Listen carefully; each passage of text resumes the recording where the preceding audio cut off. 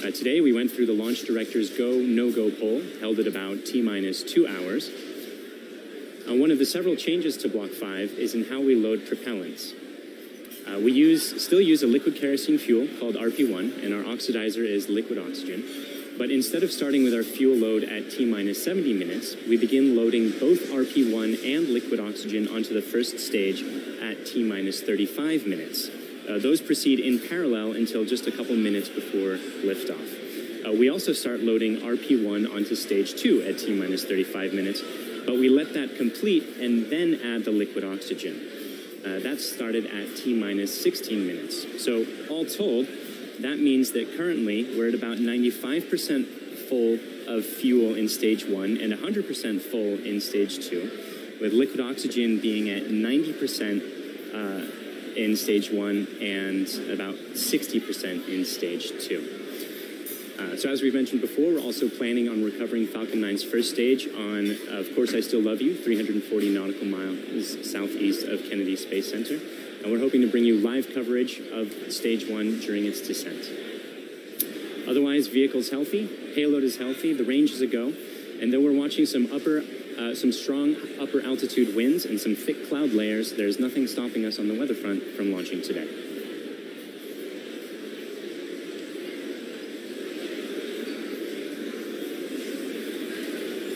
Block 5 refers to a series of upgrades that we've made to Falcon 9 as part of our ongoing effort to make spaceflight more like commercial air travel is today. This version of Falcon 9 you can see on your screen is designed for 10 or more flights with very limited refurbishment, but should be capable of additional flights with further testing and possible additional refurbishment. Some of the changes are actually very visible in this rocket, most notably the inner stage, this raceway cover down here, and the landing legs. All of these parts used to be white, but now they're black, which is the natural color of our improved thermal protection material, which doesn't require painting like the cork that we previously used. It's highly flame resistant and also holds up better to the elements. In particular, it's hydrophobic, meaning that it repels water. In addition to these changes, we've also made changes to the 9 Merlin 1D engines at the base of the Falcon 9 rocket right down here. The thrust of these Merlin 1D engines has increased from 176,000 pound force to 190,000 pound force at sea level, which represents approximately an 8% thrust increase. We've also changed the primary thrust structure that houses the engines, which we call the octaweb down here, from a welded aluminum structure to a bolted structure. This greatly reduces the manufacturing and inspection burden and increases reliability and shortens the lead time towards production. Additional improvements have been made to the landing legs to support rapid post-landing vehicle recovery, and we've also upgraded the operational capability of components across the board. The ultimate goal of all these improvements is to be capable of relaunching a flown booster within 24 hours with minimal refurbishment. That doesn't mean that we want to fly a rocket once per day, but it means that we could if we needed to. Now, at the top of this rocket is the nose cone structure at the very top. This is called the payload fairing, inside which is Bongobondu Satellite 1, the first Bangladeshi geostationary communication satellite for the country of Bangladesh. The satellite was built by Thales Alenia Space of France and covers a wide variety of broadcast and telecommunication applications, including satellite television, internet access, and emergency communication services, and of course much more. The satellite will be operated by the Bangladesh Telecommunication Regulatory Commission, or BTRC, and is expected to last approximately 15 years on orbit. Bongobondu Satellite 1 will stay protected inside that fairing all the way up until about 3.5 minutes into flight. The fairing protects the satellite on ascent, but once we escape Earth's atmosphere, it's no longer needed and we pop it off. We are not attempting to recover this fairing on today's mission, but it's something that we'll look forward to do in future missions. So with just about 5 minutes or 6 minutes left in the countdown, let's check in with Michael on how the rocket is doing. We're now just inside of T-minus 6 minutes, and Stage 1 and Stage 2 are both almost fully loaded with 1 million pounds of kerosene fuel and liquid oxygen. At this point, both stages are just about 100% of fuel. Stage 1 is at 99% liquid oxygen and at 90% for Stage 2. We'll continue topping off both stages until about T-minus 2 minutes to keep the propellants as cold and therefore as dense as possible in order to fit as much propellant onto the vehicle as we can. Around the T-minus 7 minute mark, we began our engine chill procedure. The propellants are much colder than the engines, and so it's important to get the engines to the correct temperature beforehand by slowly flowing propellant through them. Liquid oxygen in particular is so much colder that it would turn into a gas upon first contact, which would be a pretty hard start for the engine.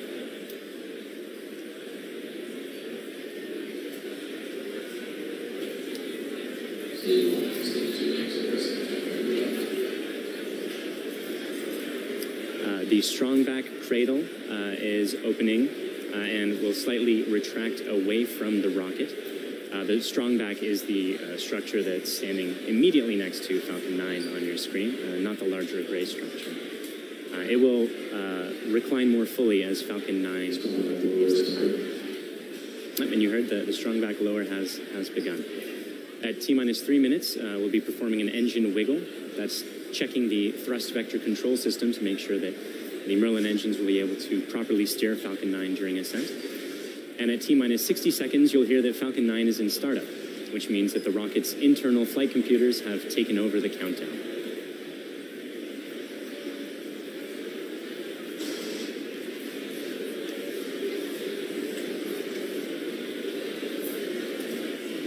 And you can see the cradle is... The cradle's full open. Is opening and is just finished opening on your screen there. The little arm is just beneath the fairing. One more interesting change for this mission relates to the Merlin engines themselves. In Block 4, the engines were used with a constant chamber pressure. Because engine thrust depends on both the chamber pressure and external atmospheric pressure, the Block 4 engine's thrust would slowly increase by up to 10 or 15,000 pounds per engine during ascent. For Block 5, we'll be maintaining a constant thrust of 190,000 pounds until cutoff, which means we'll actually be slowly decreasing the engine's chamber pressures over time to compensate for decreasing atmospheric pressure. The stage 1 launch load is closed out. Otherwise, the drone ship is on standby in the Atlantic Ocean. The payload is healthy and go for launch. The range is also go for launch. And at this point, we're inside of T-minus 3 minutes and getting pretty close to T0. Strongback lower is ended. Strongback's at 88.2 degrees. So let's listen in to the last couple minutes of terminal count.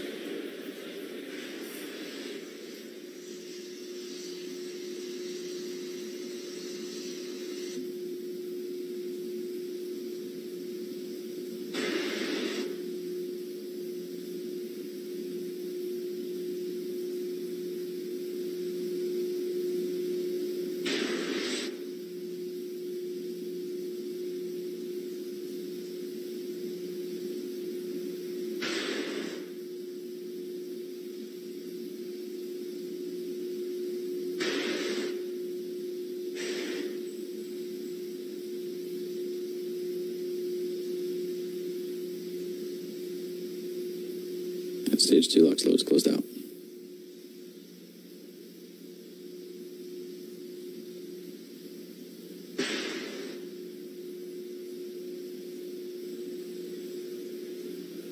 And Falcon 9's on internal power.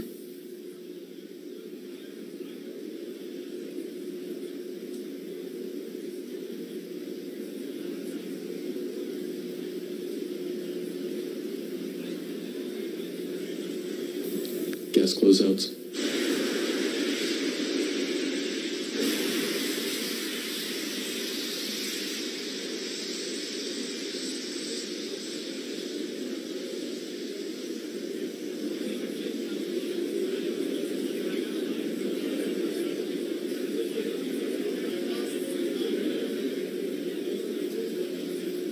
AFTS is ready for launch. Falcon 9 is in startup.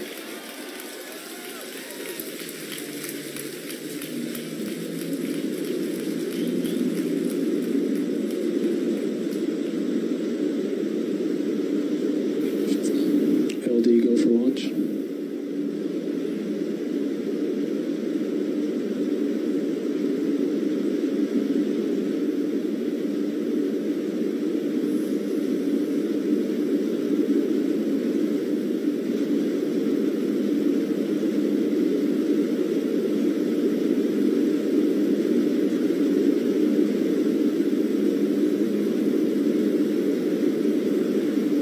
Minus 15 seconds. Falcon 9 is at flight pressures.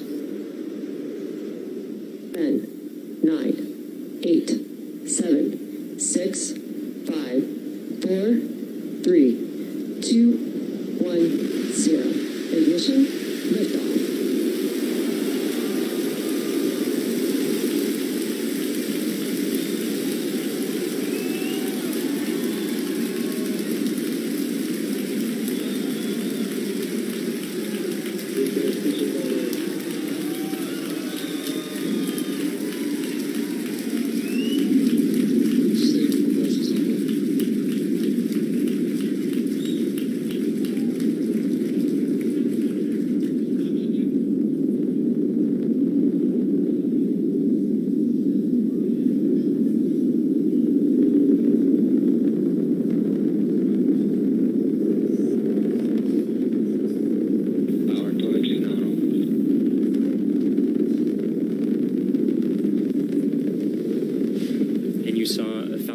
Liftoff in a beautifully clear shot there at 4:14 p.m. Eastern. At T plus 10 seconds, the thrust vector control system tilted Falcon to begin a pitch kick maneuver to get it going sideways. You just heard that we're going supersonic and we're about to go through max Q when the rocket's pushing hardest against the atmosphere. Vehicle is experiencing maximum dynamic pressure.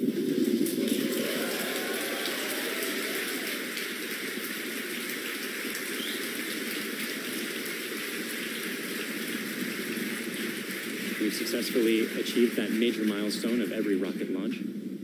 We're actually decreasing the thrust in our engines a little bit around the time of max Q to minimize some of those forces.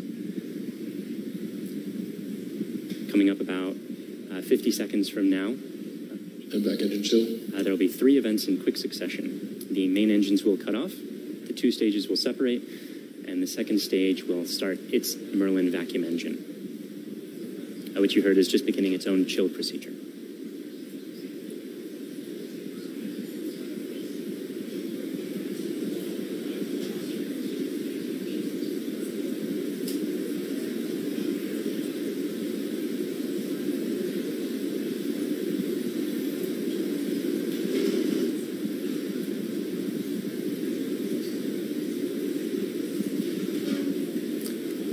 Cutoff happening just a few seconds from now.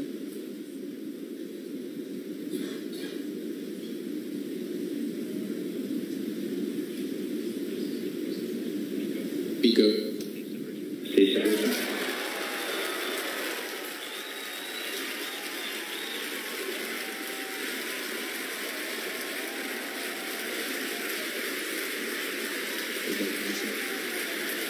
And there you saw those events occurring just as planned. You can even see some of the flicker from Merlin vacuum engine plume as it flickered in the cameras as that plume sort of interacted with the top of the interstage there for a moment.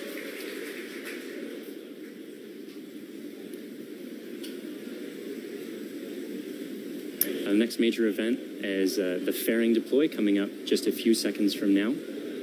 That's the second stage that will be deploying its fairing.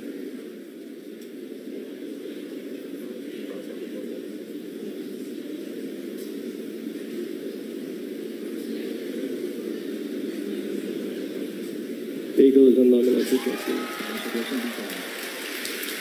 And there you see the fairings falling way behind. They're light, they're made of carbon fiber and aluminum honeycomb, but they still represent excess mass, so we no longer need them once we get out of the atmosphere. Acquisition of signal per meter.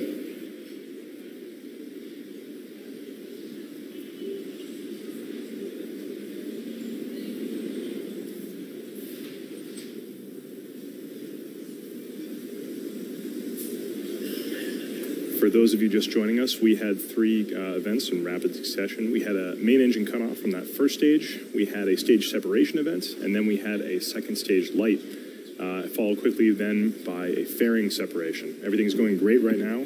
Falcon 9 is looking pretty good.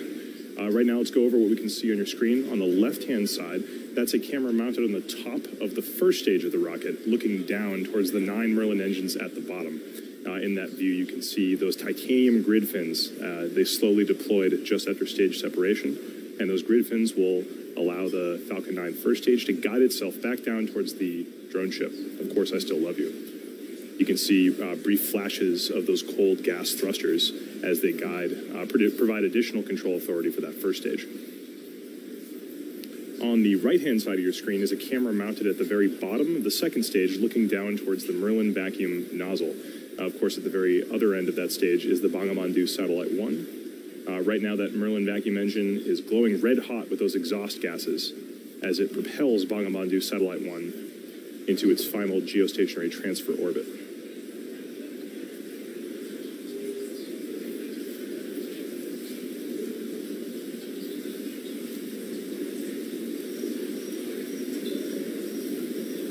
Falcon 9 first stage today is going to perform 2 burn maneuvers in order to get back down towards the drone ship. The first burn is going to be an entry burn coming up in about 30 seconds. You'll be able to see that entry burn start on the left-hand side of your screen.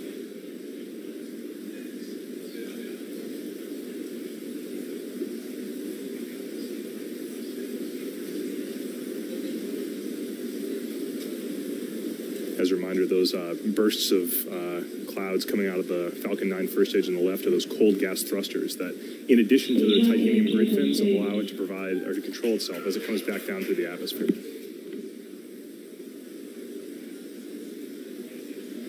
There's the startup of the entry burn.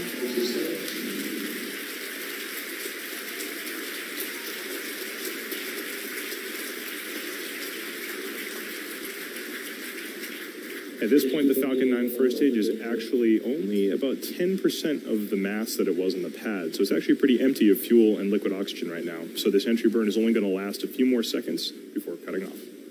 And there it is. And stage 1 conversion.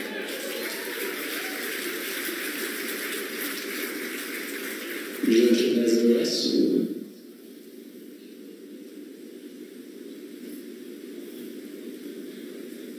As that first stage gets closer and closer to the surface of the Earth, we should be able to see features such as clouds, waves, and eventually the outline of our drone ship, Of Course I Still Love You.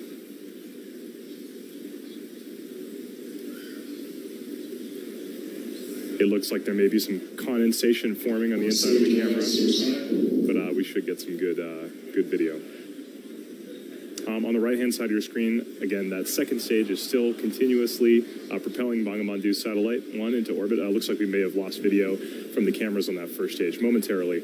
We'll see if we can get them back. One thing that is unique about this mission is that the second stage engine cutoff is going to happen just before the landing, coming up in about 20 seconds or so.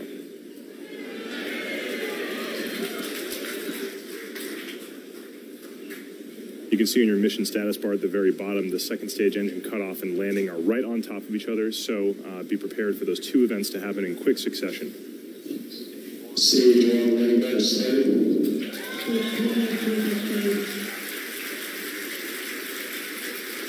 So it looks like we don't have a great video signal with that first stage right now, but we do have confirmation that the landing burn has started.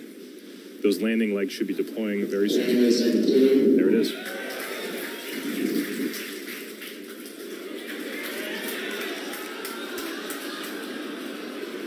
And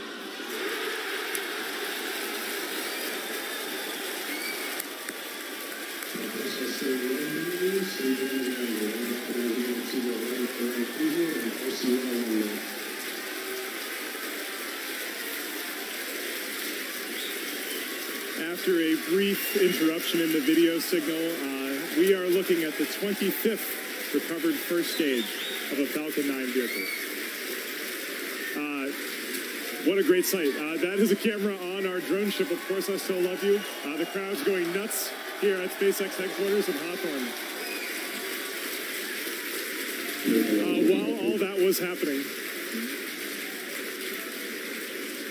While all that was happening, we did have a successful second stage engine cutoff of that second stage carrying Bongobondu Satellite 1.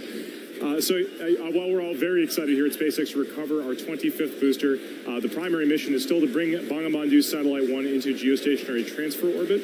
Right now, everything's looking good from that second stage. It's going to coast for about 17 minutes or so. We're not going to be with you for all of that. We're actually going to just look at a simulation of where that second stage is. However, we will come back in approximately 9 or 10 minutes to guide you through the rest of the satellite deployment.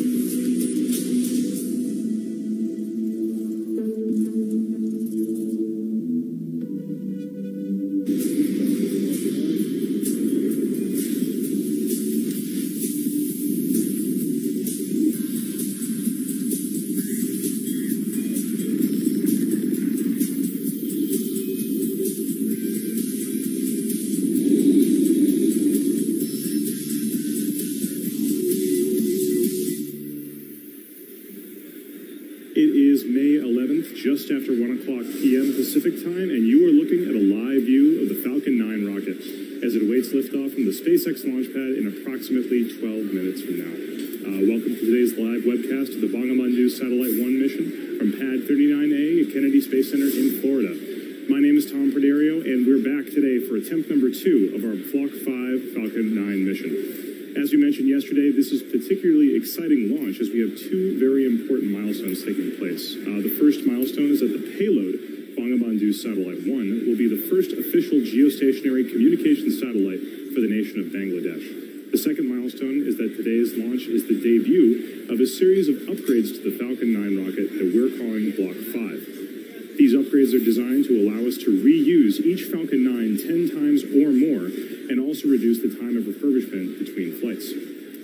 Today's Falcon 9 will deliver Bongobondu Satellite 1 to Geostationary Transfer Orbit, also abbreviated as GTO. Afterwards, we'll also be attempting to recover this first stage on our drone ship, Of Course I Still Love You, which is currently stationed about 340 nautical miles downrange in the Atlantic Ocean. If successful, this will mark the 25th landing of a first-stage rocket for SpaceX. And with less than almost 11 minutes left to go, let's check in with Michael for a quick status update on the rocket. Hi, I'm Michael Hammersley. I'm materials engineer in our avionics department.